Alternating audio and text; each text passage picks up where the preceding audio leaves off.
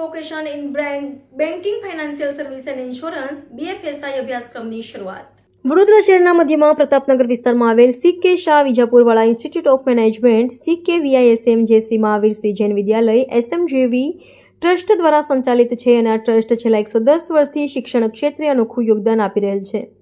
CKSVIMમાં GTU સંલગ્ન MBA course છેલ્લા 16 વર્ષથી તથા SGGU સંલગ્ન BBA કોર્સ છેલ્લા 2025 વર્ષથી સફળતાપૂર્વક ચાલે છે અને આ સાથે જ આ વર્ષે આ સંસ્થા GTU સંલગ્ન BVOC bachelor of vocation banking financial services and insurance BFSI જેવો વ્યાવસાયિક વોકેશનલ કોર્સ શરૂ કરવા જઈ રહી છે.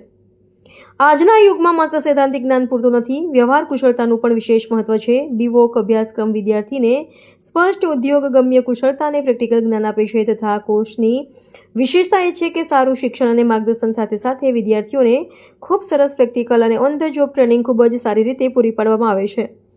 કોર્સ પૂર્ણ થયા પછી વિદ્યાર્થી સીધા નોકરી કરી શકે અથવા પોતાનો સારો વ્યવસાય આગળ પણ કરી શકે છે અથવા આગળ અન્ય પ્રોફેશનલ કોર્સ જેમ કે MBA પણ કરી શકે છે. તો વિદ્યાર્થીનું સુરક્ષિત અને સ્થિર ભવિષ્ય ઘડતર માટે BVOC એક ઉત્તમ વિકલ્પ છે તેવું doctor Kerav Pandya, director CKSVIM અને doctor Dilip Chelani, retired department of banking and insurance the MS university of Baroda વાતચીતમાં જણાવ્યું હતું.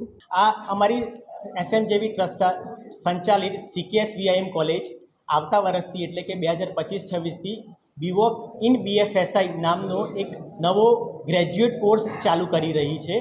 એની અંદર સ્ટુડન્ટ્સ લર્નિંગ અને અર્નિંગ બંને સાથે કરી શકે એ પર્પઝ છે અને આ કોર્સનું initiative government of India AICTE લીધેલું છે અને GTU થ્રુ આપણે આ કોર્સ ચાલુ કરી રહ્યા છીએ.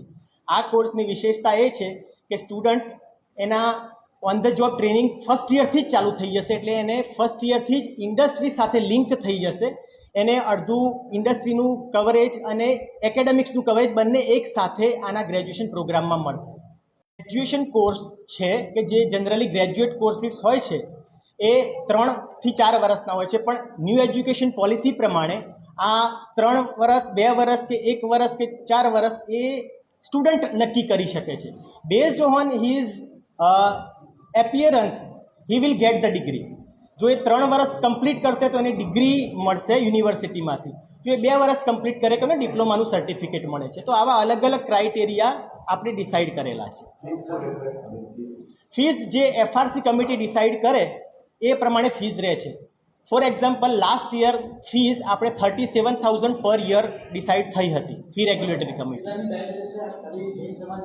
ના, આ કોર્સ 30 સીટ માટે આપણે એપ્રુવલ લીધેલી છે ગુજરાત ટેકનોલોજીકલ યુનિવર્સિટીની અને એમાં જૈન હોય કે નોન જૈન હોય કોઈ બી સ્ટુડન્ટ્સ આની અંદર એનરોલ થઈ શકે છે. રિક્વાયરમેન્ટ એ છે કે 12માની અંદર એને HSC કોઈ બી સ્ટ્રીમ સાથે કમ્પ્લીટ કરેલું હોવું જોઈએ, પાસ હોવું જોઈએ. આર્ટ્સ હોય, કોમર્સ હોય કે સાયન્સ હોય એનાથી કોઈ ફરક પડતો નથી. કોઈ બી સ્ટ્રીમમાં એને ગ્રેજ્યુએશન કરવા માટે કોઈ બી સ્ટ્રીમમાં આર્ટ્સ, સાયન્સ કે કોમર્સમાંથી એ 12th પાસ આઉટ હશે તો એને આ કોર્સની અંદર એડમિશન મળી શકે છે. ડૉક્ટર કેરવ પંડ્યા.